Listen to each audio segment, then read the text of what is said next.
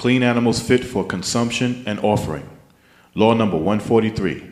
The priests must receive their share of all clean animals that are slaughtered. Deuteronomy 18, verse 3. This shall be the priest's share from the people who kill a bull or a sheep, slaughtered for ordinary consumption, the shoulder, the cheeks, and the inner parts. Law number 144. The priest must receive the first fleece from the shearing of sheep. Deuteronomy 18, verse 4. You are to give them the first fruits of your grain, new wine, oil, and the first fleece from the shearing of your sheep. Law number 145. Anything devoted to Yahweh becomes most holy to Yahweh and becomes the property of the house of Yahweh and the priests. Leviticus 27, 28.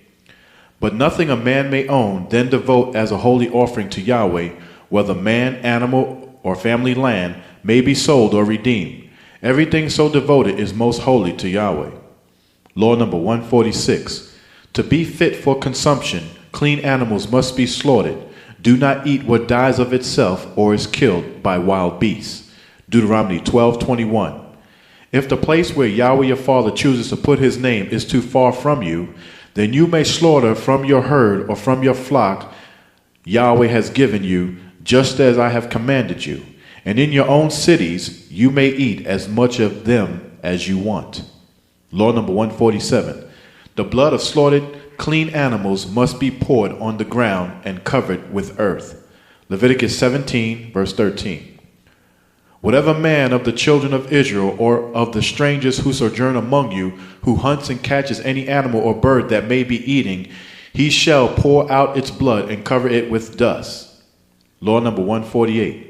Set the mother bird free when taking the nest or the young. Deuteronomy 22, verse 6 to 7.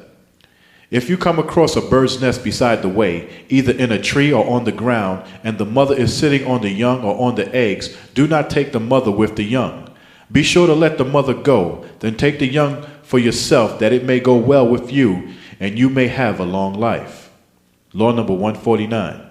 Examine the meat of animals to make sure it is permitted for consumption. Leviticus 11, verse 2 to 3. Speak to the children of Israel, saying, These are the animals you may eat among all the beasts upon the land.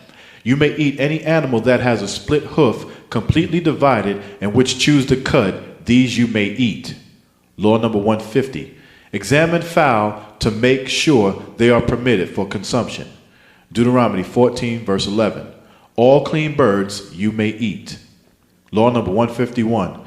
Examine locusts to make sure they are permitted for consumption. Leviticus 11, 21 to 22. Yet these you may eat of every flying insect that walks on all fours, those who have jointed legs above their feet for hopping on the ground.